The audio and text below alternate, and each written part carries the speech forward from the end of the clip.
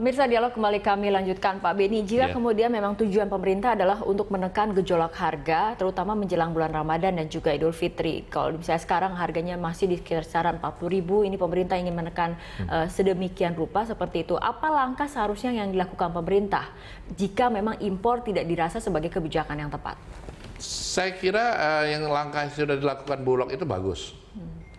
Yang ingin membeli di NTB, tapi sekonyong-konyong di stop. Sekonyong-konyong juga sudah harga disepakati diturunkan 18.500 dari 20.000 menjadi 18.500 karena Bulog penuh gudangnya. Saya kira kalau hal yang rugi itu adalah biarin petani terus, itu nggak bijaksana kan. Mungkin ada baiknya pemerintah dengan anggaran khusus misalnya bisa membeli semua bawang sedang panen ini. Yang kedua mungkin gerakkan beberapa BUMN, misalnya ada BUMN, ada Berdikari, ada Raja Wali, ada macam-macam itu disuruh membeli bawang ini.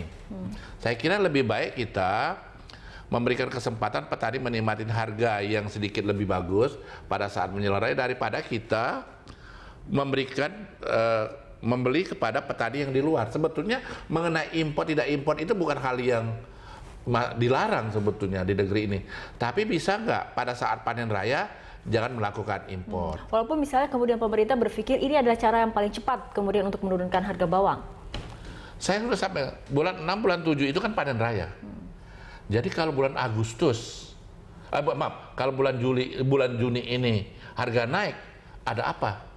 Mungkin sistem distribusinya yang kurang. Kalau misalnya Jadi seharusnya pemerintah kemudian memfokuskan bagaimana memperbaiki sistem distribusi. Iya.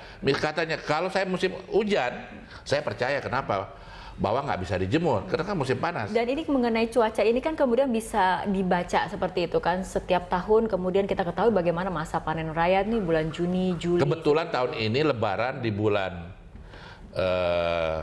Juli.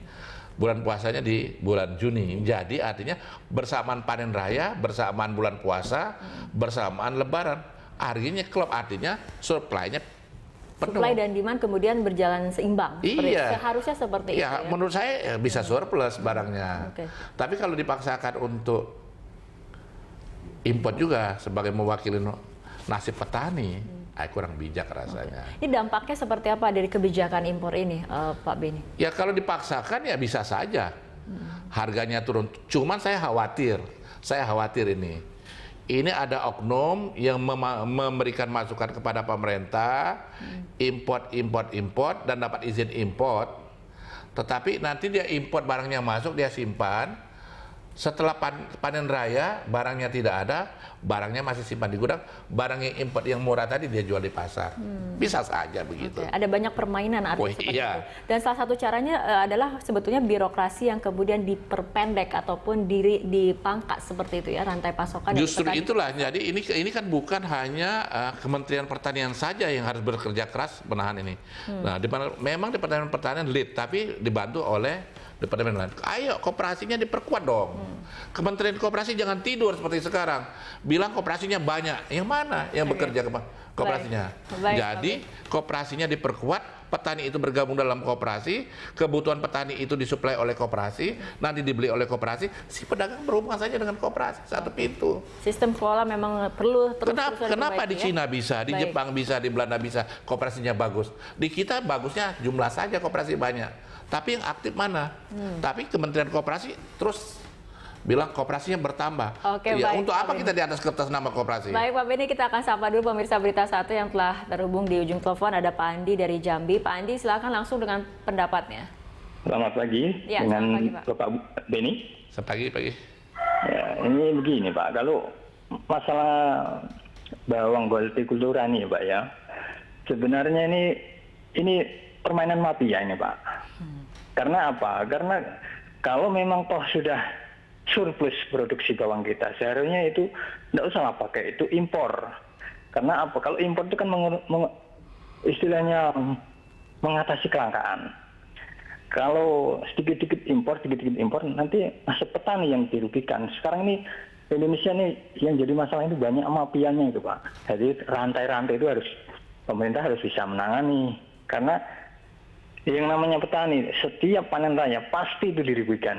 Seperti contoh nih, bukan hanya bawang saja, baik itu produksi sawit, baik itu produksi padi, segalanya, cabai itu seharusnya pemerintah punya standar harga itu Pak. Baik.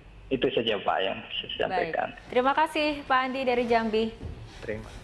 Iya, Pak Beni, ini mungkin pemerintah juga harusnya lebih concern bagaimana kemudian bisa memangkas rantai pasokan seperti itu agar tidak ada bisa permainan mafia. Mungkin tadi menurut Pak Andi ya bisa bermain di situ ya. Memang apa disampaikan Pak Andi betul. Panen padi gabah jatuh.